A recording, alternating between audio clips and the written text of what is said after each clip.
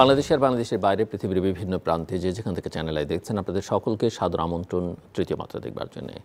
সাম্প্রতিক নানা বিষয় নিয়ে আলোচনার জন্য আমার সঙ্গে স্টুডিওতে রয়েছেন আমার বসা আছেন বাংলাদেশ জাতীয়তাবাদী দল বিএনপির ভাইস চেয়ারম্যান সাবেক সংসদ সদস্য শামসুজ্জামান দুদু এবং আমার ডানে রয়েছেন ঢাকা বিশ্ববিদ্যালয়ের লোক প্রশাসন বিভাগের অধ্যাপক এবং JANIPOP chairman professor doctor Nazmul Hasan Kalimullah. আপনারা জানেন যে প্রফেসর ডক্টর নাজমুল হাসান কলিমুল্লাহ এর আগে একাধিক বিশ্ববিদ্যালয়ের বিভিন্ন গুরুত্বপূর্ণ দায়িত্ব পালন করেছেন, প্রোপাচার্য উপাচার্য সহ নানাবিধ দায়িত্ব পালন করেছেন। স্বাগত আপনাদের দুজনকে তৃতীয় মাত্রায়। দুজনের কাছে আমার প্রথম প্রশ্ন যে এক ধরনের অস্থিরতা আমরা লক্ষ্য করছি সর্বত্র, সেটা রাজনীতিতে লক্ষ্য করা যাচ্ছে, অর্থনীতিতে, এমনকি প্রশাসনের মধ্যেও ব্যাপক অস্থিরতা এই মুহূর্তে। কি মনে হয় এই অস্থিরতার কারণ কি মিস্টার শামসুজ্জামান দুদু?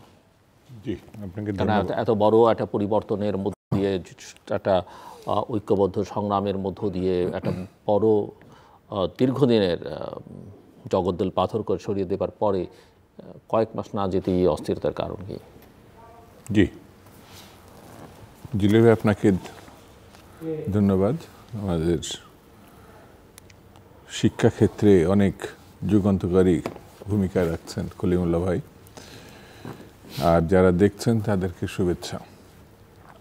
আমার কাছে মনে হয়েছে যে লক্ষ্য নিয়ে সুদীর্ঘ একটা আন্দোলন সংগ্রামের মধ্য দিয়ে যে পরিবর্তনটা, সেই পরিবর্তনের প্রেক্ষিতে যারা শীর্ষ অবস্থানের দেশ পরিচালনার এবং পরিবর্তনকে অর্থপূর্ণ করার জন্যে চেয়ারে বসছেন, ডক্টর ইউনূস সাহেব সহ, এবং তাদের সঙ্গে আশেপাশে যে ছাত্র নেতৃবৃন্দ আছেন তারা, সেই পরিবর্তনকে অর্থপূর্ণ করার জন্য যে কাজগুলোর দরকার ছিল, সমর্থনের দরকার ছিল, তা পুরোটাই তারা রাজনৈতিক দলগুলোর সঙ্গে কাছ থেকে, বিশেষত বিএনপি এবং অন্যান্য যারা আন্দোলনকারী শক্তি ছিল তারা এটা করেছে। কিন্তু যত সময় গেছে দেখা গেছে শুধু ছাত্র তারাই সব পরিবর্তনের নিয়ামক শক্তি এবং একমাত্র শক্তি, আর কেউ নাই তাদের বক্তব্য। এবং তাদের সহযোগী যারা আছেন, ডক্টর ইউনূস সহ কতিপয় উপদেষ্টা, যার ভিতরে একজন পরিবেশবাদী আন্দোলনের নেত্রী ছিলেন, তিনি যেসব সন্দেহজনক পরিস্থিতির সৃষ্টি বা বিভক্তির আনার জন্য যেসব বক্তব্য দরকার সেগুলো তারা শুরুতেই উপস্থাপন করেছেন।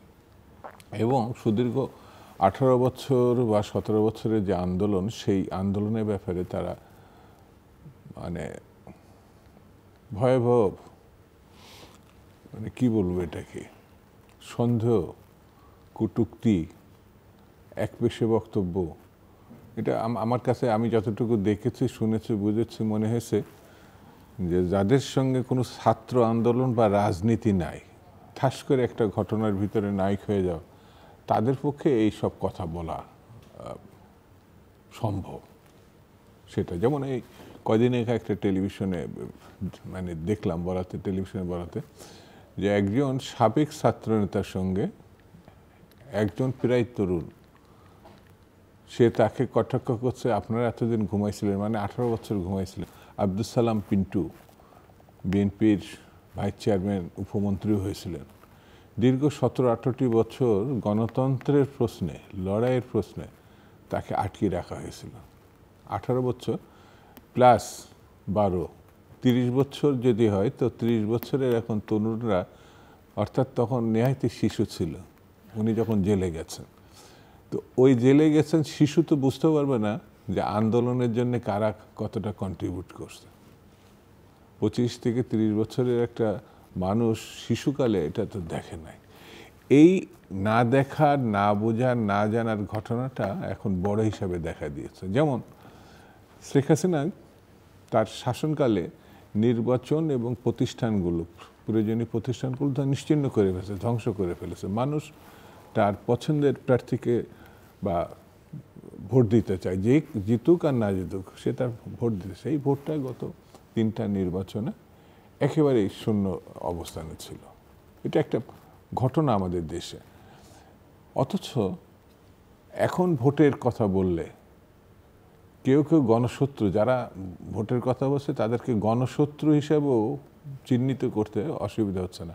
তাহলে হাসিনা ভোট দেয় নাই, কৌশলে এড়িয়ে গেছেন, প্রতারণা করছেন, আর এখন ভোটের কথা বললে গণশত্রু। কোথায় যেন একটা সাদৃশ্যতা আছে আমার কাছে মনে হচ্ছে এই মানে বক্তব্যগুলোর সঙ্গে। 2 নম্বর, আমাদের মহাসচিব স্পষ্ট করে বলেছেন ভোট এবং ভাতের অধিকারের ব্যাপারটা খুব জরুরি। তো ভোট তো মানে একটা মোয়া ঝুলাই দিছে কি সংস্কার, এই মোয়াটা এমনভাবে ঝুলাই দিছে যে সংস্কার কি জিনিস দেশবাসী জানে না, সাধারণ মানুষ জানে না, কিন্তু প্রতিনিয়ত সংস্কার 4 মাস কিন্তু চলে গেছে। ভাতের যে কি ক্রাইসিস, এখানে কোনো জবাবদিহিতা নাই। রীতিমতো যে সিন্ডিকেটটা ছিল মানে শেখ হাসিনার সময়, সেই সিন্ডিকেটটাই কাজ করছে। সিন্ডিকেট ভাঙানোর প্রশ্নে হাসিনার যারা উপদেষ্টা, মন্ত্রী, সহযোগী, যারা যে কথা বলেছে এটা ভাঙা যাবে না, খুব কঠিন ব্যাপার। এখনও কোথায় যেন একই কথার প্রতিধ্বনি হচ্ছে। পরিবর্তনটা কি? ভোটও নাই, ভাতও নাই। স্বাভাবিক কারণে মানুষের প্রত্যাশা ছিল একটা পরিবর্তনের। আমার কাছে মনে হয়েছে সেই পরিবর্তনটা 4 বছরে ফিকে হয়ে গেছে। সেই স্বপ্ন কোথায় যেন মানে ছন্নছাড়া হয়ে গেছে। আমার কাছে মনে হয়েছে ডক্টর ইউনূস, উপদেষ্টা মণ্ডলী, সমগ্র রাজনৈতিক দলগুলো সমর্থনে যে কাজটা করতে পারতেন, তিনি সিরিয়াসলি সেটা বোধহয় ভাবেনও না, সেটা সেভাবে এগিয়েও নেন নাই। সেই জন্যে ভোট কবে হবে, কোন মাসে হবে, কোন বছরে হবে বলে দেওয়া হয়নি, কিন্তু যে 25-এর মধ্যে করতে হবে বলে দেওয়া হয়নি, কিন্তু নভেম্বরেই করতে হবে বলে দেওয়া হয়নি, 1 নভেম্বর বলা হয়নি। কিন্তু সরকার কোথায় যেন একটা মানে জানি না তার অসুবিধাটা কি, সে মানে ভোটের ট্রেন রওনা দিছে, স্টার্ট করছে, ডক্টর ইউনূস বলেছে, তো গন্তব্য কোথায়, স্টেশনটা কোথায় বলেননি। কেউ যদি বলে, আমি তো সেনাপ্রধানকে ধন্যবাদ দিব, উনি শুরুতেই আজ থেকে 2 মাস আগেই বোধহয় উনি বলে দিছিলেন 18 মাস বা 15 মাসের মধ্যে হবে। সেনাপ্রধানের কাছে আমরা প্রত্যাশা করিনি, সরকারের কাছে করছিলাম, কিন্তু সেনাপ্রধান যেমন হাসিনার উপরে সমর্থন প্রত্যাহার করে নিয়ে তিনি তার চারিত্রিক বৈশিষ্ট্য জাতির সামনে তুলে ধরেছিলেন, ঠিক তেমনি নির্বাচন তিনি চান, কতদিনের মধ্যে চান সেটাও তিনি কিন্তু ব্যাখ্যা করছেন। এই কথা বলার পরেই ডক্টর ইউনূস সাহেবের একজন সহযোগী বললেন উনি এই কথাটা বলতে পারেন না, শেষ কথাটা ডক্টর ইউনূসই বলবেন। কিন্তু কি কথা উনি বলেননি, মানে যেটা আমি আমি আমি পত্রপত্রিকায় বা বিভিন্ন জায়গায় দেখেছি।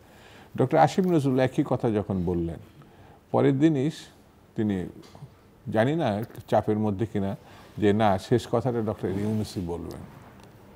শিক্ষামন্ত্রী ব্যক্তিগত কথা বলে তিনি এই কথারই প্রতিধ্বনি করেছিলেন, হয়তো আগামী বছরের মধ্যে ইলেকশন হতে পারে, নির্বাচিত সরকারের কাছে ক্ষমতা হস্তান্তর করা সম্ভব হতে পারে। পরে দেখা গেল ওই একই বয়ান ডক্টর ইউনূস সাহেবের বোধহয় প্রেস সচিব বললেন কথাটা বলবেন ডক্টর ইউনূস সাহেব। আর ইউনূস সাহেব যখন বললেন তার ব্যাখ্যাটাই সরিয়ে দিয়ে মিস্টার সচিব বললেন 26 সালের জুনের মধ্যে হতে পারেন, তিনি যেটা বলতে পারেন না। নীতিগত প্রশ্নটা ডক্টর ইউনূস বা উপদেষ্টা মণ্ডলী কেউ বলতে পারে না। তাতে এর কার্যক্রম দেখে তো মনে হয় তারা অস্থির। জি, প্রফেসর ডক্টর নাজমুল হাসান কলিমুল্লাহ, একেবারেই অনিশ্চয়তা, তারপরে একটা উত্তাল আন্দোলন, একটা বড় সাফল্য, আবার অস্থিরতা, অনিশ্চয়তার মধ্য দিয়ে এবং নতুন বছরের একটা যাত্রা শুরু। কেন বারবার বাংলাদেশ হোঁচট খাচ্ছে এবং কেন এইবার এত রক্তদান, আত্মত্যাগের পরও আমরা সাহস করে বলতে পারছি না যে এবার আমরা পথ হারাবো না, এবার পথচ্যুত হব না? সমস্যাটা আসলে অন্য জায়গায়। আপনার যে স্বপ্নের রাজনৈতিক দল, এই যে দলটি কেমন হওয়া উচিত সেই স্বপ্নটা আমাদের প্রফেসর ইউনূস আনফোল্ড করেছিলেন একটা সম্মেলনের মধ্য দিয়ে। সেখানে দীপুমণির মতো লোকজন উপস্থিত ছিলেন। আমার পরিষ্কার আপনি গণফোরামের জি। উদ্বোধনী অনুষ্ঠানের কথা বলছেন, মানে গণফোরামের যাত্রা শুরু সেই স্বপ্নটা মরে গেছে বা হারিয়ে গেছে এটা ভাবাটা বোকামি হবে। আপনারা নিশ্চয়ই খেয়াল করেছেন যে সমন্বয়কদের মধ্যে একটা দল গঠনের প্রস্তুতি আছে। এখন এই দল তো হুট করে এই আলাউদ্দিনের চেরাগ থেকে বেরিয়ে আসার মতো দৈত্য নয়। এটাকে নার্চার করতে হবে, সাংগঠনিক ভিত্তি তৈরি করতে হবে। আমাদের দুধুভাই সারাটা জীবন রাজনীতি করেছেন, উনি তো জানেন, মানে সেই জন্যে সময় লাগবে। এখন সময় একমাত্র এই যে আলাউদ্দিনের জাদুর চেরাগটা দিতে পারে। সেটি হচ্ছে পঞ্চদশ সংশোধনীর মাধ্যমে দুটি উপাদান পরিষ্কার হয়েছে। একটা হচ্ছে তত্ত্বাবধায়ক সরকার, যেটার দিকে নজর সবার বেশি, যেটা খেয়াল করেননি লোকজন, সেটি হচ্ছে এই গণভোটের পুনর্জীবন। এই প্রভিশনটা ছিল না, এটা আবার পুনর্জীবিত হয়েছে। অর্থাৎ এই অস্ত্রটি কাজে লাগিয়ে হানা একটা ভোট করে ইচ্ছা করলে স্বপ্নের রাজনৈতিক দল গঠন করার একটা প্রস্তুতিমূলক সময় নেওয়া যেতে পারে। সেই জন্যই বোধহয় ধোঁয়াশাটা। আমাদের মাননীয় সেনাপ্রধান কিন্তু পরিষ্কার সাফ বলেছেন যে 18 মাস তারা সহযোগিতা করতে প্রস্তুত।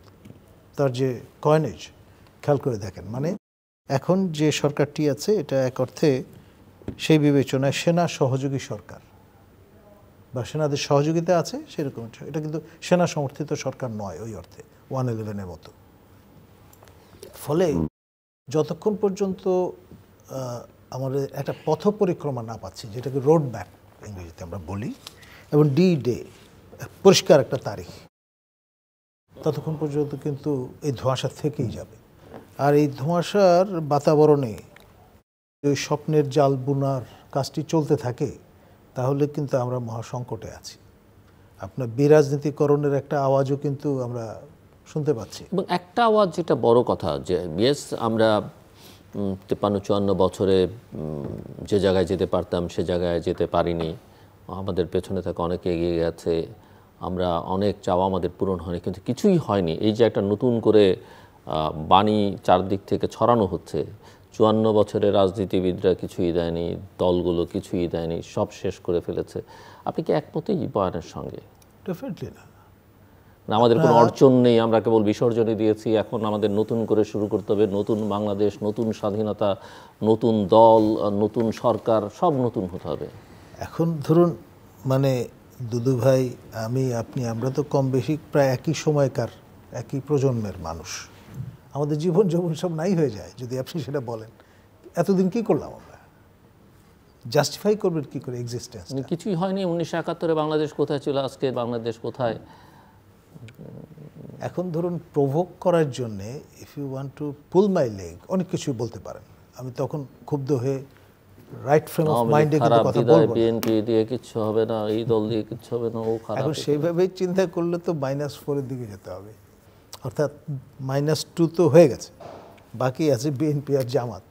এখন তাদেরও যদি আপনি অপসারিত করতে পারেন এই সিনারিও থেকে, তাহলে পুরো ফাঁকা মাঠ, আপনি একা গোল দেবেন এবং আপনার গোলকার পার্টির মতো একটা পার্টি বানিয়ে ইন্দোনেশিয়ায় যে এক্সপেরিমেন্টগুলো হয়েছিল সেটা দিকে আগানো যেতে পারে। কিন্তু বাংলাদেশ তো ইন্দোনেশিয়া না। আর আপনার আমাদের জিওগ্রাফিক, কম্বোডিয়াতেও ডেফিনেটলি, এবং আমাদের যে জিওগ্রাফিক রিয়ালিটি সেটা কিন্তু আপনাকে মনে রাখতে হবে। এটা মথ ইটেন ট্রাঙ্কুলেটেড একটা মানচিত্র যেটার মধ্যে আমরা অপারেট করছি। এখন সেটা আমরা সম্প্রসারণের চিন্তাভাবনা করছি। আমাদের একজন মাননীয় উপদেষ্টা, তিনি তো 2 ঘন্টার জন্য একটা স্ট্যাটাস দিয়ে মোটামুটি ম্যাপ ট্যাপে এঁকে দিয়েছেন। আমাদের রিজভী ভাই হয়তো আপনার রূপক অর্থে সে নবাবের, যে নবাব সিরাজউদ্দৌলা সিনেমার আনোয়ার হোসেনের মতো হয়তো সেই বাংলা, বিহার, উড়িষ্যার উপাখ্যান টেনেছেন, কিন্তু ম্যাপ আঁকার চেষ্টা তো করেননি। যেটা ডেফিনেটিভলি 2 ঘন্টার জন্য দেওয়া মানে কি আপনি ওই রকম একটা পদে থেকে শপথ গ্রহণ করে করতে পারেন কি, সেই প্রশ্নটা কিন্তু প্রতিবেশী দেশ থেকে তোলা হয়েছে। এবং এটা আশ্চর্য হওয়ার কিছু, কারণ তাদের ভৌগোলিক, রাষ্ট্রীয়, রাজনৈতিক অখণ্ডতার প্রশ্ন জড়িত। এবং বাংলাদেশের ক্ষেত্রে যদি কেউ এটা করতো, ডেফিনেটলি আমাদের সরকারের উচিত হতো রিয়্যাক্ট করা, একটা রিয়াকশন প্রদান করা। সেটা হচ্ছে আরেকটা নতুন সমস্যা এখন দোরগোড়ায়, সেটি হচ্ছে যে আরাকান আর্মি, তারা কিন্তু দখলে নিয়েছে এই রাখাইন প্রভিন্সের প্রায় 75% এলাকা, এবং আমাদের সীমান্ত সন্নিহিত পুরোটাই এখন চৌকিগুলো তাদের দখলে। আর তারা আপনার এই সময়ের মধ্যে আমাদের মাননীয় পররাষ্ট্র উপদেষ্টা মোটামুটি অ্যাকনলেজ করেছেন যে প্রায় 60,000 নতুন করে রোহিঙ্গা ঢুকেছে বান্দরবন এবং মানে এই যে অ্যাকনলেজমেন্টটা, এটা তো রিয়ালিটি স্বীকার করে নেয়। এখন তাদের সঙ্গে আমাদের এক ধরনের আলাপ আলোচনায় যেতে হচ্ছে গ্রাউন্ড রিয়ালিটির কারণেই। চন্দন নন্দী তো সম্প্রতি এটা তার ভাষ্য প্রকাশ করেছেন যে আমাদের মানে যারা গ্রাউন্ড দেখাশোনা করছেন আপনার স্টেট উইদিন স্টেট অ্যাক্টররা এবং on the other side of the fence যারা আছেন, তাদের সঙ্গে একটা যোগাযোগ সংস্থাপিত হয়েছে। তো ফলে সব মিলিয়ে নতুন নতুন যে বাস্তবতাগুলো, সেগুলো আপনাকে তো মোকাবেলা করতে হবে। এবং সবচেয়ে আগে যেটি দরকার, সর্বাগ্রে দরকার, সেটা হচ্ছে জনগণের ম্যান্ডেট। আপনি ম্যান্ডেটবিহীন যত রকমের এঙ্গেজমেন্টই যান, কেউ তো আপনাকে সিরিয়াসলি নেবে না।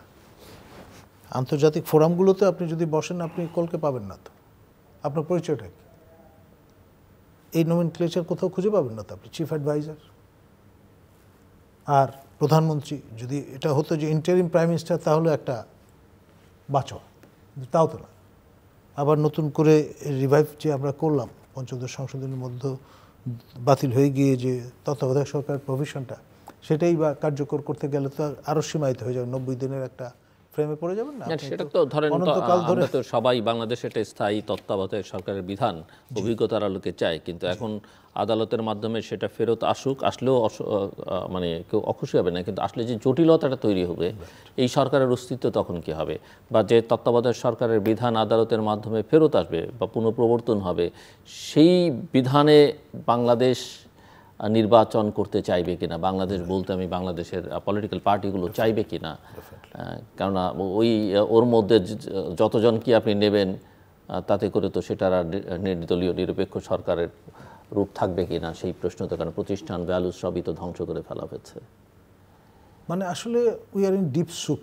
এটা যদি আমরা স্বীকার করি, তাহলেও কিন্তু মানে the greatest problem of any problem is to identify what the problem is. সেই প্রবলেমটাই তো আমরা স্বীকার করতে চাচ্ছি না, আইডেন্টিফাই করতে চাচ্ছি। সো মিস্টার শামসুজ্জামান দুদু, আমাকে একটু আপনি বলেন যে কি মনে হয় 24 তো আমরা পার করলাম সাফল্য, ব্যর্থতা, বেদনা, দুঃখের সঙ্গে, 25টা আসলে কেমন যাবে? 25-এ কি আপনি নির্বাচন নিয়ে বলছিলেন 25 বা 26, 5 বছরের জন্য কোনো নির্বাচনে আসলে একটা জাতীয় সরকার করি, মানে এক একজনের এক এক রকমের চাওয়া, কিন্তু 25-এ কি হবে আসলে, এবং 2025 কেমন যাবে, 2025-এ আদৌ নির্বাচন হবে কিনা, কি মনে হয় একজন অভিজ্ঞ রাজনৈতিক নেতা হিসেবে বা এই মুহূর্তে প্রধান রাজনৈতিক দলের একজন নেতা হিসেবে কি মনে করেন আপনি? আমার কাছে যেটা মনে হয় যে সব কিছু নির্ভর করবে সরকারের উপরে। সরকার কি করতে চাচ্ছেন, তারা কি এই ধরনের যেটা মানে এই যে আগস্টের যে ক্ষমতা গ্রহণ, সেই ক্ষমতা গ্রহণের মধ্যে প্রায় 4 মাসের বেশি আমরা পার করে ফেলেছি, কিন্তু কোনো সিদ্ধান্ত কোনো ক্ষেত্রেই এই সরকারের নাই। এটা আমার কাছে মনে হয়েছে। যেগুলো প্রত্যাশা আমরা করেছি তার ধারে কাছেও এই সরকার যেতে পারেনি, এবং তারাও যা করতে চাইছে, মানে ইঙ্গিত দিয়েছে, বলেছে, ভাব দেখিয়েছে, তারও ধারে কাছে তারা যেতে পারছে, এটা আমার কাছে মনে হয়নি। বিশেষ করে আস্থা ক্রমান্বয়ে তাদের কাছ থেকে আস্তে আস্তে সরে গেছে। এটা হলো 24-এর ঘটনা বলছি। যেমন সম্ভাবনা তৈরি হয়েছিল, স্বপ্ন যেভাবে দেখা শুরু করেছিল মানুষ, ওই যে একটু আগে বললেন না, কেউ কেউ অতি উৎসাহী হয়ে নতুন স্বাধীনতার স্বপ্ন দেখছিল, যে 24টা নতুন স্বাধীনতা, 71 তো 71 নতুন স্বাধীনতা, নতুন দেশ। কেউ কেউ তো বলছেন যে বাংলাদেশ 16ই ডিসেম্বর বিজয় হয়েছে, সেটাই মানেন না। মানে আমার কাছে মনে হয়েছে যে যারা 71 সম্বন্ধে জানেই না, যুদ্ধ, লড়াই, রক্ত, শহীদ, এই জায়গাটাই তো 71 না। এটা একটা সুদীর্ঘ কাল ছিল যে লড়াই সংগ্রাম করতে করতে সর্বশেষ আঘাতটা হচ্ছে যুদ্ধ, মানে 71-এর মুক্তিযুদ্ধ। সেই জায়গায় নানান দল, নানান শ্রেণী পেশা, নানান দৃষ্টিভঙ্গি থাকলেও একটা জায়গায় কিন্তু একমত ছিল, সেটি হচ্ছে যে স্বাধীনতা। এই জায়গাটার সম্বন্ধে যাদের কোনো বিচার বিশ্লেষণ, অনেকে তো সেই সময় জন্মাই নাই, তারা আবার ওইটা এমনকি ওটাকে মূল্যহীন হিসাবে দেখিয়ে 24টাকে তারা মনে করছে এটার নতুন স্বাধীনতা। কেউ কেউ বলল সংবিধানটাকে আমরা ছুঁড়ে ফেলে দেব, সংশোধনও না, জানেই না তারা সংবিধানের অর্থ, সংবিধান কিভাবে প্রণীত হয়েছে, কিভাবে এটা সংস্কার হতে পারে, কিভাবে পার্লামেন্টের নির্বাচনের মধ্যে দিয়ে কী ঘটতে পারে, কোনো ধারণা নেই। এই যেমন দেখেন না, রাষ্ট্রপতি হঠাৎ করে কিছু ওটা কি সমন্বয়ক দাবি করে বসলো যে তাকে যেতেই হবে, কিন্তু গেলে কি পরিস্থিতি হবে। আলটিমেটাম তো দেওয়া হয়েছিল 48 ঘন্টা বা এরকম সময়। মানে আমার কাছে মনে হয়েছে, আমরাও একসময় তরুণ ছিলাম, তো আমরাও এরশাদ বিরোধী আন্দোলন করেছি, আপনারা ছিলেন, সবাই ছিল। সেই সময় কালটা আমরা যেভাবে ভাবতাম, হ্যাঁ আমরাও অনেক মানে কি বলবো, তরুণের যে সাহস, না মানার যে ব্যাপার, কিন্তু আজকের যে ভঙ্গিমা, আজকের যে উক্তি, আজকের যা বডি ল্যাঙ্গুয়েজ, আমার কাছে মাঝে মাঝে আমি খুব বিস্মিত হই। সব মিলিয়ে যে টোটাল সংস্কৃতি, টোটাল রাজনীতি, টোটাল ইতিহাসটাকে বিস্মৃত হওয়া, এবং সবচেয়ে বড় আমার কাছে মনে হয় যে যেটা সবচেয়ে খারাপ দিক, সেখানে কোথাও কোনো রেসপেক্ট নাই একেবারে। এটা আমি মানে আপনি কোনো কিছু না, ভ্যালুজ না, লিডার্স না, পলিটিক্যাল পার্টি না, কনস্টিটিউশন, কারোর প্রতি কোনো রেসপেক্ট নাই। ওই যে যেমন আমি একটা ছোট্ট কথা বলি যে আমাদের এই যে 90-এর পরিবর্তনের পরে আমাদের তো সিনিয়র যারা ছিলেন ছাত্র নেতা হিসাবে, এখন অধিকাংশই কেউ ইন্তেকাল করেছেন অথবা একেবারে শেষ বয়সে, তার ভিতরে তোফায়েল ভাই একজন। আওয়ামী রাজনীতিতে তিনি যতই থাক না কেন, আমাদের ছাত্র রাজনীতির যত আন্দোলন সংগ্রামে তার সঙ্গে এক ধরনের সূত্র বা যোগাযোগ যেভাবে বলি সেটা কাজ করত। তো 90-এর পর তার সঙ্গে যখন আমার সাক্ষাৎ হয়েছে, এটা অভূতপূর্ব। উনি সারা জীবন মুজিব বন্দনা, সারা জীবন আওয়ামী লীগ, সারা জীবন তার অবস্থান থেকে এটা কাজ করছে, কিন্তু তার পাল্টা যে রাজনীতির সেটাই তো আমরা করতাম, বিএনপি, শহীদ জিয়ার রহমান। কিন্তু কখনোই তো এই ধরনের মানে কি বলবো, ওটা অপমানজনক মানে ভঙ্গিমা, উক্তি, আলোচনা, এটা তোফায়েল এখনো বেঁচে আছে, যিনি অসুস্থ হলো। শিক্ষার তো শেষ নাই বলে একটা কথা আছে। তো ছাত্র রাজনীতি 24 আগস্টেই শুরু হয়েছে এমন তো না। আমার ভাবতে খুব মানে একটু কষ্ট লাগছে, ইতিমধ্যে এই যে লিডারশিপটা যদি আমরা হারিয়ে ফেলি, একটা গ্যাপ তৈরি হয়ে যাবে। কারণ এক একটা আন্দোলনে এক একটা লিডারশিপ তৈরি হয়। 69-এ যেমন তোফায়েল ভাইরা আসছিলেন, মেনন ভাইরা আসছিলেন, বা ওই সময় যারা ছিলেন, তারা পরবর্তীতে মুক্তিযুদ্ধ এবং জাতীয় রাজনীতিতে ভূমিকা রাখছে। 90-এর মধ্য দিয়ে আমরা যারা আসছিলাম, আমরা শুধু যে ছাত্র বিএনপি তা তো না, সকল রাজনৈতিক দলে তারা এখন ছড়িয়ে আছে। এই যে 24-এ যারা আসছিল, আমার একটা ধারণা হয়েছিল এখান থেকে আমি একটা অংশ জাতীয় রাজনীতিতে গুরুত্বপূর্ণ, কিন্তু 4 মাসের ভিতরে হয়তো অনেকে আমার কথার সঙ্গে একমত নাও হতে পারবে, আমি ব্যক্তিগতভাবে খুব হতাশ হয়েছি যে তারা যেভাবে নিজেদেরকে ক্ষমতার ভিতরে যুক্ত করে ফেলেছে অথবা লাভ লোকসানের ভিতরে ফেলছে, এবং অন্যদের প্রতি রেসপেক্টের কথা যেটা বললেন, এত বিদ্বেষমূলক অবস্থায় চলে গেছে। এটা আমার মনে হয় যে আমরা এই অংশটা বোধহয় লস করে ফেলবো। কারণ এত বড় আন্দোলন, এত বড় রক্ত দেওয়া, এত বড় সংগ্রাম, তারপরে যদি আমি ওইভাবে না পাই, তাহলে জাতিতে আমরা তো আর দুদিন পরে নাই, এরাই তো এই জায়গাটা দখল করবে। অথচ সেই জন্য আমার কাছে যেটা মনে হয়েছে যে তাদের আরও ভাবতে হবে কিসের জন্য রক্ত দেওয়া, কেন রক্ত দেওয়া। সেই ভাবনার থেকেই কিন্তু তারা বুঝতে পারবে কোন কথাটা বলা উচিত, কোন জায়গায় যাওয়া। আমি বলছি না যে বিএনপি বা অন্য রাজনীতিবিদ তারা নতুন যদি কিছু করতে চায় করবে, স্বাধীনতার পরেও করেছে। আমাদের জাসদ গঠন, লড়াই, আমাদের তো অনেক কিছু আছে, তো একেবারে কোনো ইতিহাসে কিচ্ছু নেই, শূন্য একেবারে এমন না। কিন্তু সেই জন্য রাজনীতিটা ধারণ করতে হবে, সংগঠন করা স্পিরিটটা দেখাতে হবে, বডি ল্যাঙ্গুয়েজ থাকতে হবে, বক্তব্য থাকতে হবে, না হলে তো ভালো কিছু আমরা প্রত্যাশা করতে পারবো না।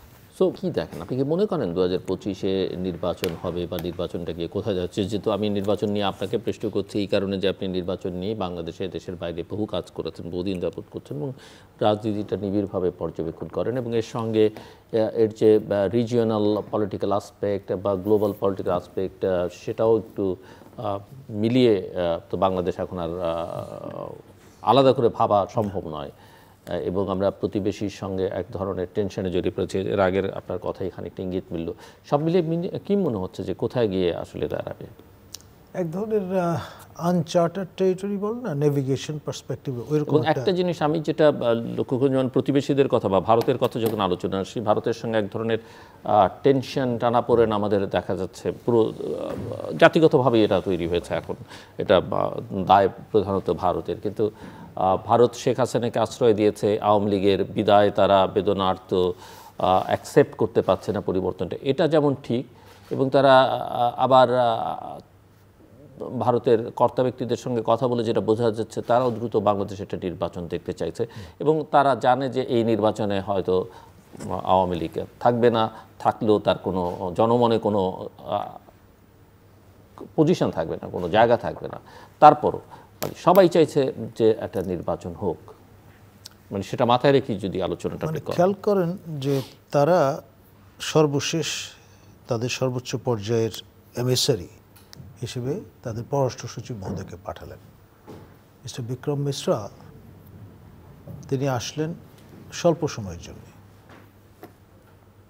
স্টেক হোল্ডারদের মধ্যে যে কজনের সঙ্গে, তার তো মূল কাউন্টারপার্ট বাংলাদেশের পররাষ্ট্র সচিব মহোদয়, তারপর তারা সৌজন্য সাক্ষাৎ করলেন পররাষ্ট্র উপদেষ্টা মহোদয়ের সঙ্গে, মন্ত্রী মর্যাদায় যিনি অধিষ্ঠিত, তবে প্রধান উপদেষ্টা মহোদয়ের সঙ্গে। তারপর এক ফাঁকে মাননীয় সেনাপ্রধানের সঙ্গেও কিন্তু একটা 1 ঘন্টা 5 মিনিটের একটা বৈঠক ক্যান্টনমেন্টে হয়েছে বলে অসমর্থিত সূত্রে এখন পর্যন্ত জানা যাচ্ছে। এবং সাফ যে কথাটি বলবার চেষ্টা করেছেন তারা, সেটা হচ্ছে যে যতক্ষণ পর্যন্ত না ম্যান্ডেট সম্পন্ন সরকার আসছে বাংলাদেশে, জনগণের ম্যান্ডেট না নিয়ে, ততক্ষণ পর্যন্ত তারা কিন্তু এই পর্যায়ের উপরে কোনো রকমের সংযোগে যাবেন না। অর্থাৎ পলিসি মেকার যারা ভারতের, আপনার মন্ত্রী পর্যায়ের বা প্রধানমন্ত্রী পর্যায়ের কেউ কলকাতা দিতে রাজি নন। তাদের দাবি যে তারা একটা গণতান্ত্রিকভাবে নির্বাচিত সরকারের অধীনে পরিচালিত রাষ্ট্র, সুতরাং সেই নর্ম ভেঙে তারা অনির্বাচিত সরকার যারা ক্ষমতায় আছেন বাংলাদেশে তাদের সঙ্গে কোনো পলিসি ডায়ালগে যাবেন না বা কোনো রকমের চুক্তিতে আবদ্ধ হবেন না। মানে এইরকম একটা ইঙ্গিত পরিষ্কার করে বলে দিয়েছেন তিনি। তার মানে তারা একটা পজিশন কিন্তু নিয়ে বসে আছে। মানে সেদিক থেকে একটা পরোক্ষভাবে চাপও বলা যেতে পারে যে your days are numbered, but সময় মতো এই পথ পরিক্রমাটা আনফোল্ড করে ফেলুন এবং ডি-ডে ঘোষণা করুন। নতুন যে সরকার নির্বাচনের পরে জনগণের ম্যান্ডেট নিয়ে আসবে তাদের সঙ্গে আমরা এঙ্গেজড হব, এর আগে নয়। আর আমাদের সঙ্গে সীমান্তে উত্তেজনা আছে, এটা তো রিয়ালিটি। তারপর প্রায়ই কিন্তু বেঘরে প্রাণ হারাচ্ছেন আমাদের নাগরিকেরা, এখনও এটা কিন্তু শেষ হয়নি বা বন্ধ হয়নি। তারপর আমাদের যারা ক্ষমতা হারিয়েছেন সেই দলের বেশ কিছু লোক ভারতে আপনার বৈধ অবৈধভাবে প্রবেশ করে বসে আছেন। তারপর শেখ হাসিনার ইস্যুটা তো আছেই, সেটাও কিন্তু তারা খুব কায়দা করে বলছেন যে আমরা তো তাকে নিয়ে আসিনি, আপনাদের দেশের সেনাবাহিনী তাকে আমাদের কাছে দিয়ে গেছে। টেকনিক্যালি স্পিকিং এটা ডিসপুট করার কোনো সুযোগ নাই, কারণ আমাদের সামরিক পরিবহন বিমান তাকে নিয়ে গেছে। ইনিশিয়ালি আমরা যতটুকু খবর পেয়েছি যে সেটা নিরাপদে ফিরেও এসছে, ভারত তাকে নিতে চায়নি ইনিশিয়ালি, অনেক জায়গায় ঘোরাঘুরি করতে হচ্ছে আকাশে, রাইট। এবং এক ধরনের সর্বোচ্চ নিরাপত্তা দিয়েই তারা কিন্তু এসকর্ট করে বিমানটিকে মানে অবতরণের ব্যবস্থা করেছেন। তো সেই বিষয়টা আছে।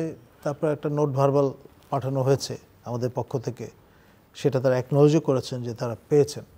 সব মিলিয়ে একটা মানে মিশ্র এবং অম্লমধুর একটা স্টেট অফ অ্যাফেয়ার্সের মধ্যে আমরা আছি ভারতের সঙ্গে। For that matter. আর সেই সঙ্গে এক ধরনের ওয়ার্মথ আমরা লক্ষ্য করছি আমাদের যাদের সঙ্গে 23 বছর আমরা ঘর সংসার করেছি একত্রে, সেই পাকিস্তান রাষ্ট্রের সঙ্গে, এবং মানে ভারত এটাকে খুব ভালো চোখে দেখছে বলে মনে হচ্ছে না। তারা যেভাবে বিষয়টা নিয়ে আপত্তি তুলছে, তারপর আমাদের পিপল টু পিপল কন্ট্যাক্টও কিন্তু পাকিস্তানের সঙ্গে বেড়েছে। আমাদের অন্যতম সমন্বয়ক সার্জিস মহোদয়, তিনি পাকিস্তানের মান্যবর হাই কমিশনারের সঙ্গে ফটো সেশন করেছেন। তার বাসভবনই বলে আমার কাছে মনে হলো, যে অন্তত আর্টিফ্যাক্ট দেখে। তো ফলে সেটাও এক ধরনের নতুন মাত্রা যোগ করছে। আমাদের ঢাকা বিশ্ববিদ্যালয়ে আমাদের উপাচার্য মহোদয়ের সঙ্গে সৌজন্য সাক্ষাৎ করেছেন পাকিস্তানের মান্যবর হাই কমিশনার। তারপরে আমাদের সঙ্গে এক ধরনের ট্যাবু মতো ছিল যে পাকিস্তানের সঙ্গে কোনো একাডেমিক কোলাবোরেশন করা যাবে না, সেটাও কিন্তু অবমুক্ত করা হয়েছে। তো সব মিলিয়ে এক ধরনের ওয়ার্মথ কিন্তু আমরা লক্ষ্য করছি পাকিস্তানের সঙ্গে বাংলাদেশ এর স্টেট লেভেলে হোক, সরকার লেভেলে হোক, কিংবা আপনার পিপল টু পিপল লেভেলেই হোক, সেটা হচ্ছে। আবার আমাদের সহকর্মী, সিনিয়র জ্যেষ্ঠ সহকর্মী প্রফেসর শাহিদুজ্জামান, তিনি তো নিউক্লিয়ার আমব্রেলার কামনা করেছেন। পাকিস্তান যদি সেটা প্রোভাইড করে তাহলে বাংলাদেশের আর কোনো চিন্তা নেই, সেটা তিনি সেই আহ্বান জানিয়েছেন। তো সব মিলিয়ে এই আহ্বান জানানোর যে সাহস এবং স্পেস, সেটা কিন্তু এই বর্তমান সরকারের সময় অ্যাভেলেবল, তৈরি হয়েছে। আর আপনার সামরিক যোগাযোগ, সেটা তো বাড়ছি। বাংলাদেশে প্রথম যে সামরিক প্রতিনিধি দলটি বাংলাদেশ থেকে জেনারেল জিয়াউল হকের সময় পাকিস্তানে গিয়েছিল, 3 সদস্য বিশিষ্ট যে টিম, তার অন্যতম সদস্য ছিলেন আজকের আপনার উপদেষ্টা, মাননীয় উপদেষ্টা ব্রিগেডিয়ার জেনারেল সাখাওয়াত। তিনি তখন অ্যাক্টিভ সার্ভিসে ছিলেন। তো সেই লিগেসি তো আছে। সো নির্বাচন নিয়ে আপনি কি মনে করছেন তাহলে? আমার তো মনে হচ্ছে ক্যাচটা হচ্ছে ওই রেফারেন্ডাম সূত্রে। নতুন বছরে হয়তো ঝেড়ে কেসে বলা শুরু করবেন। আর সেরকম একটা ইঙ্গিত আপনার বিএনপির মহাসচিব মহোদয় বলেও রেখেছেন যে ভোট এবং ভাতের অধিকার জন্য প্রয়োজনে আবার অগাস্ট বিপ্লবের মতো আমাদের হয়তো পথে নামতে হবে, এরকম একটা ইঙ্গিত কিন্তু পরিষ্কার বলেছেন। তো ফলে সিচুয়েশনটা দাঁড়িয়ে যাবে ওই রকম একটা ঘোষণা আসলে eyeball to eyeball. Mister Shamsuzzaman দাদু, যে কারণে যেটা কলিমুল্লাহ ভাই শেষে বললেন, ভোট এবং ভাতের অধিকার, বিএনপি মহাসচিব যে ইঙ্গিত দিয়েছেন, কথা বলেছেন, রাস্তার কথা বলেছেন, এই নতুন বছরের শুরুতে আমরা যদি এই সব কিছু মিলিয়ে দেখি যে নির্বাচনটা কোন জায়গায় দাঁড়িয়েছে, কোন জায়গায় আছে, কিভাবে হবে, যখন এটা একেবারেই অনিশ্চয়তার দিকে এগোবে বা স্থিরভাবে ওই জায়গায় দাঁড়িয়ে থাকবে, তখন কিন্তু রাজনীতিবিদরা ভোট এবং ভাতের জন্যে তাদের একটাই জায়গা, পার্লামেন্টে যখন যাওয়া গেল না, তখন রাস্তা পার্লামেন্ট হিসেবে গ্রহণ করবে। এটা খুব আমার কাছে মনে হচ্ছে খুব স্বাভাবিক একটা ব্যাপার। যেমন ভারত, সে কিন্তু 53 বছরের মধ্যে আমাদের সঙ্গে তার যে সম্পর্ক, কম বেশি সে আওয়ামী লীগ এবং শেখ মুজিবের পরিবার এর বাইরে খুব একটা যেতে পারে না।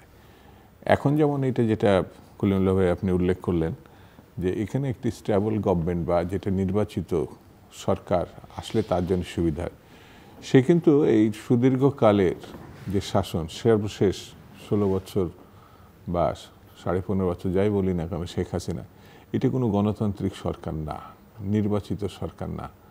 অর্থাৎ আমরা দেখেছি এক দলের সরকারের সঙ্গে যখন বাকশাল ছিল বা 73-তে ভোটারবিহীন নির্বাচনই বলবো, সেই সময় শেখ মুজিবের সঙ্গে তাদের কাজ করতে অসুবিধা হয়নি, সামরিক সরকারগুলোর সঙ্গেও তাদের অসুবিধা হয়নি। সেই জিয়া রহমানের অথবা এরশাদের সময় আমার কাছে মনে হয়েছে অসুবিধা হয়নি। নির্বাচিত সরকার হলেই তার সুবিধা এমন না। তবে আমার এই ক্ষেত্রে অবজারভেশন যে পররাষ্ট্র সচিব 4 মাসের ভেতর প্রথম এই দেশে আসা মানেই হচ্ছে, আমার কাছে মনে হয়েছে যে সে অন্য একটি দরজা খুলতে চাচ্ছে। ভারত যে কোনোভাবে মনে হয়েছে এখন ঘরে বসে থাকলে কোনো কাজ হবে না, অর্থাৎ ঘরের দরজা তাকে খুলতে হবে।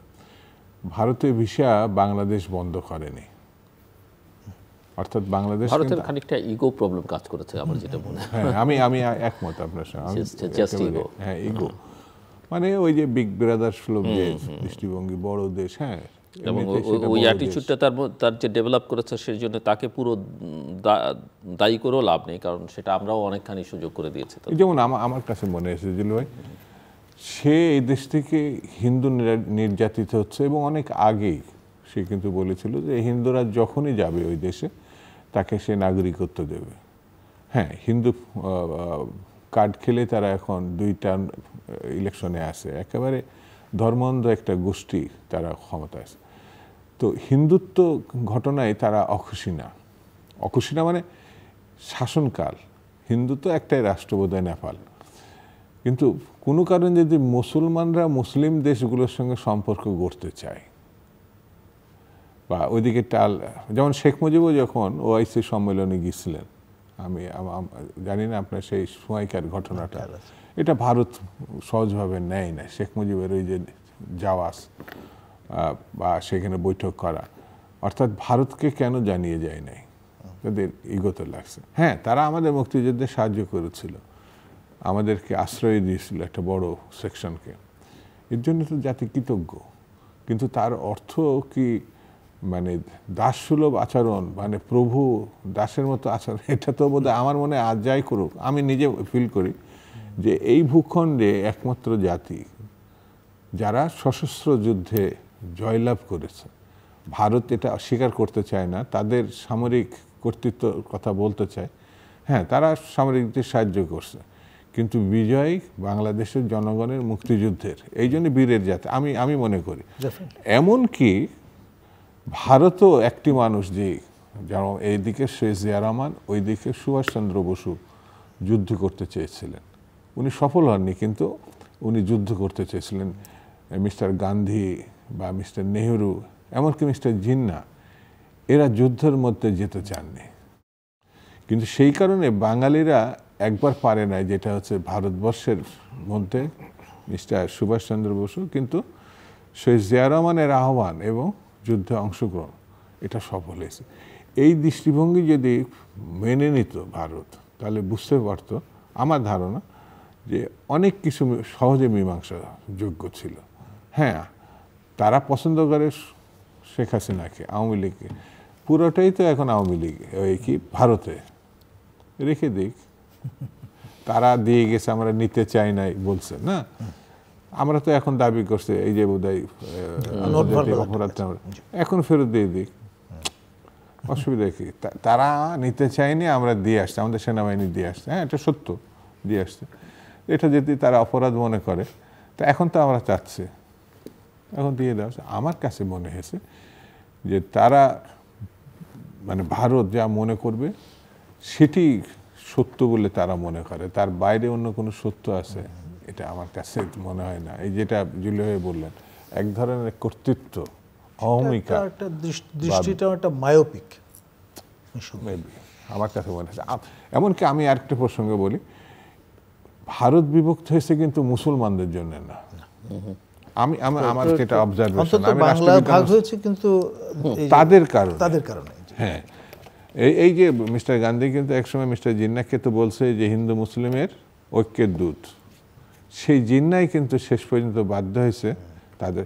কারণ আমরা তো বড় এলাকার মানুষ, ব্রাহ্মণ, আমি সব হিন্দুকে বলছি না, ব্রাহ্মণরা এমন একটা মানে ভূমিকা রাখে, অর্থাৎ মুসলমানদের ছায়াও যদি নাকি পড়ে তাহলেও নাকি গঙ্গে স্নান করা লাগে। তাদের ভিতরে অনেক শ্রেণী বিভক্তি আছে, মানে বর্ণ প্রথা আছে।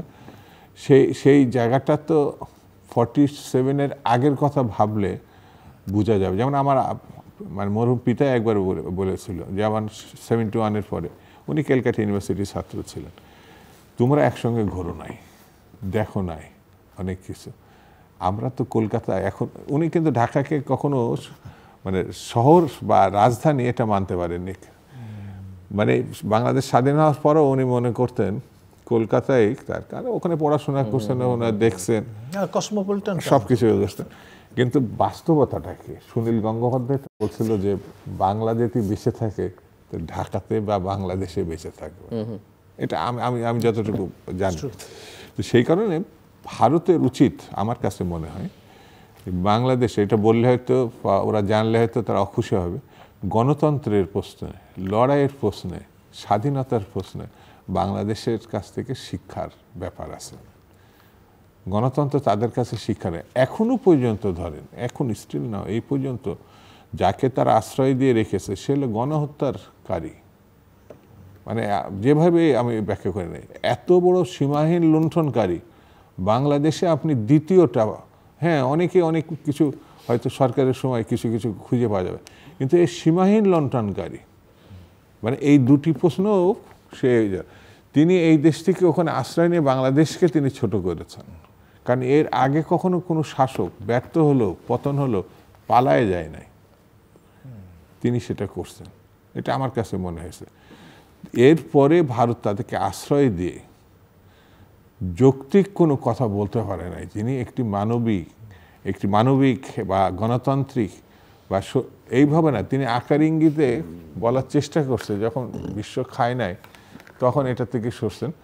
প্রথমে তো নির্বাচিত প্রধানমন্ত্রী বলতে চাইছেন, আমার কাছে আকার ইঙ্গিতে এটা চেষ্টা, কিন্তু শেষ পর্যন্ত সেটা দেখছে যে এটা কেউ নেয় না। কারণ একমাত্র ভারত ছাড়া পৃথিবীর আর কোনো রাষ্ট্র আমার চোখে পড়েনি যে তাকে সমর্থন করেছে। বরঞ্চ তার পতনের 3 দিনের মাথায় রাশিয়া তার অবস্থান পরিবর্তন করছে। রাশিয়া তো তার সমর্থক ছিল। ঠিক শেখ মুজিবের মৃত্যুর পরে আমি যতটুকু মনে পড়ছে স্মৃতিতে, 24 ঘন্টার মধ্যে ইন্দিরা গান্ধী বলেছিল এটা বাংলাদেশের আভ্যন্তরীণ ব্যাপার, তিনি এটা মন্তব্য করেছিলেন। এবং 48 ঘন্টার মধ্যে সেই সময় সম্ভবত যে রাষ্ট্রদূত ছিলেন সমর সেন কিনা, উনি একটু খন্দকার মোস্তাকের থেকে একটু লম্বা ছিলেন, আমার সেই ছবি দেখা আছে, বুকে জড়িয়ে ধরে ফার্স্ট পেজে ইত্তেফাকের ছবি প্রকাশ করেছিল। কিন্তু এই জায়গাটা এসে আমার কাছে মনে হয়েছে ভারত তার সিদ্ধান্ত নিতে ব্যর্থ হয়েছে। মিস্টার শামসুজ্জামান দুদু, আপনাকে এই জায়গায় একটু থামাই এবং থামিয়ে আবার আপনার কাছে আসছি। আমরা ফাইনাল রাউন্ড এবং আপনাদের দুজনের কাছে আমার প্রশ্ন যেটা প্রফেসর কলিমুল্লাহর কাছে আমি বলছিলাম যে বর্তমান বিশ্ব বাস্তবতা আমরা সবাই স্বীকার করব যে আমরা ভূ রাজনীতির বিষয়টাকে, ভূ অর্থনীতির বিষয়টাকে অ্যাভয়েড করে আইসোলেটেড ওয়েতে টিকে থাকা সম্ভব নয়। এই পরিস্থিতিতে আসলে বাংলাদেশের পররাষ্ট্রনীতি, কূটনীতি বা কূটনৈতিক সম্পর্কটা আসলে কি হওয়া উচিত, যার সঙ্গে আমাদের অভ্যন্তরীণ অর্থনীতি, রাজনীতি সবটাই জড়িয়ে আছে, এবং যেখানে আমরা লক্ষ্য করছি মানে আমাদের পলিটিক্সটা কি আজকে যে প্রবণতাটা প্রধান হয়েছে অ্যান্টাই ইন্ডিয়ান হবে নাকি আমরা প্রো বাংলাদেশি হব। পাকিস্তান ইন্ডিয়াকে কাউন্টার করতে গিয়ে যেভাবে একটা শো অফ করা হচ্ছে, দেখানো হচ্ছে যে আমরা অনেক বেশি পাকিস্তানের ইয়ের মধ্যে ঢুকে যাচ্ছি, সেটা আসলে কতটা বাস্তবসম্মত বা সেটা আসলে কি বাংলাদেশকে দিবে সেটা একটা দিক। চীনের সঙ্গে সম্পর্কটা কী হবে, যুক্তরাষ্ট্র বা পশ্চিমা দেশগুলোর সঙ্গে সম্পর্কের মাত্রাটা কী হবে, এবং রোহিঙ্গা ইস্যুটা আপনি উল্লেখ করছিলেন পররাষ্ট্র উপদেষ্টার বরাত দিয়ে, এরকম যেসব সমস্যাগুলো আছে যেটা বাংলাদেশের অভ্যন্তরীণ সমস্যা নয়, বহির্বিশ্বের সঙ্গে সম্পর্কের সূত্র ধরে, সেই সমস্যাগুলোর সমাধান আসলে বাংলাদেশের কি করা উচিত, কি হওয়া উচিত? মানে এই অন্তর্বর্তীকালীন সরকার, সাধারণভাবে আমরা নাগরিকরা, সিভিল সোসাইটি এবং ভবিষ্যতে যারা ক্ষমতা আসবেন তাদের জন্য কি হওয়া উচিত সকলে বললাম। দেখুন জাস্ট 4 মিনিট 5 মিনিট ম্যাক্সিমাম। বাস্তবতা যেটা, সেটা হচ্ছে আমরা যতই সমন্বয়কদের বলতে শুনি যে নির্বাচন আয়োজনের জন্য এতগুলো লোক প্রাণ দেয়নি, তারা নতুন বাংলাদেশ দেখতে চেয়েছে, এরকম একটা ধারণা তারা দিচ্ছেন। কিন্তু এটা তো সাংঘর্ষিক নয়, ন্যূনতম সংস্কার অবশ্যই দরকার আছে। এবং না, সংস্কার তো ধরেন সবসময় দরকার। সংস্কার তো আপনি এই সরকার 5 বছর থেকে সংস্কার করে গেলে বাংলাদেশ আর ভবিষ্যতে সংস্কার হবে না, 10 বছর 15 বছর, ব্যাপারটা তো এরকম নয়। মানে বিষয় হচ্ছে যে এই যে সংস্কার কার্যক্রম করার জন্য আপনাকে তো ট্যাক্স পেয়ারের টাকা খরচ করতে হচ্ছে, এটার অ্যাকাউন্টেবিলিটি কোত্থেকে আসবে? মানে এই বিষয়টা কিন্তু উঠবে। আপনি ধরুন 10টা রিপোর্ট বানিয়ে দিলেন, জমা দিয়ে গেলেন, রাজনৈতিকভাবে যে সরকার গঠিত হবে, জনগণের ম্যান্ডেটে তারা যদি মনে করে যে না আমরা এগুলো গ্রহণ করব না, ইটস নট বাইন্ডিং, আপনি কিছু করতে পারবেন না। তখন জাস্টিফাই করবেন কি করে যে টাকা পয়সাটা খরচ হলো, আপনি যে প্রলং করলেন আপনার রুল, সেটা সেই প্রশ্নটা কিন্তু আজ হোক কালো উঠবে। আর বিষয়টা এমন তো নাও হতে পারে যে আগে যারা শপথ নিয়ে এই ইন্টারিম গভর্নমেন্ট বা তত্ত্বাবধায়ক সরকারে এসেছিলেন, তারা আপনার অবলিভিয়ানে চলে গেছেন, তাদের নিয়ে কেউ ঘাটাঘাটি করছে না, কথাবার্তা বলছে না। এই গ্যারান্টি ক্লজ নাও তো থাকতে পারে। ভবিষ্যতে যদি দেখেন যে তাদেরও কেউ কেউ হেলমেট পরেছেন এবং আপনার ডকে উঠছেন, তখন এই বিষয়গুলোকে কীভাবে জাস্টিফাই করবেন? ওই প্রশ্নগুলো কিন্তু আসতে পারে। তো সেই জন্যে আমার মনে হয় সময় থাকতে সাবধান হওয়া ভালো এবং প্র্যাকটিক্যাল হওয়া ভালো, এই ডাউন টু আর্থ হওয়া ভালো। এটা অত্যাবশ্যক, জরুরি, নিজেদের কল্যাণে, জনকল্যাণে এবং রাষ্ট্র স্বার্থে। মিস্টার শামসুজ্জামান দুদু, আমার কাছে মনে হয় আমাদের পররাষ্ট্রনীতির ক্ষেত্রে সকলের সঙ্গে বন্ধুত্ব, এই নীতি বাদ না দেওয়া। হ্যাঁ, ভারতের সঙ্গে আমাদের কিছু কিছু ব্যাপারে অবশ্যই দ্বিমত আছে, কোনো কোনো ক্ষেত্রে সাংঘর্ষিক ব্যাপারও আছে, কিন্তু নিকট প্রতিবেশী হিসাবে তারা যদি সমমর্যাদার সঙ্গে সমবন্ধুত্বপূর্ণ সম্পর্ক রেখে চলতে পারে, আমি মনে করি তাদের সঙ্গে আমাদের সম্পর্ক থাকতেই পারে। কিন্তু পাকিস্তানের ক্ষেত্রে আমাদের একটি আবেগী ব্যাপার আছে। আমরা তো পাকিস্তানের একটা অংশ ছিলাম, ওরা ওয়েস্ট পাকিস্তান, আমার ইস্ট পাকিস্তান। বড় কষ্টের কারণেই কিন্তু এই পাকিস্তানের বিভক্তিটা বাঙালিদের উপর চাপিয়ে দেওয়া হয়েছে। এটা ঠিক ঘটনা না, আমার বিবেচনায় মনে হয়েছে। যেমন বালুচ পাঠান সিন্ধুর জন্যে পাকিস্তান সৃষ্টি হয়নি, পাকিস্তান সৃষ্টি হয়েছিল বাঙালিদের জন্যে। বাঙালি মুসলমান ছিল 56% শেষ, একক সংখ্যাগরিষ্ঠ। কিন্তু পাকিস্তান সৃষ্টির পর ইস্ট পাকিস্তানের জনগণের সঙ্গে আমাদের সঙ্গে যে ঘটনা তারা সংঘটিত করে সর্বক্ষেত্রে, শিক্ষা, শিল্প, রাজনীতি, এই যেমনকি 70 নির্বাচনে বিজয় লাভ একক সংখ্যাগরিষ্ঠ দল তখন শেখ মুজিব বা আওয়ামী লীগ, ক্ষমতা দেওয়া হয় নাই। সেই জন্য এখানে যুদ্ধের প্রয়োজন দেখা দেয়।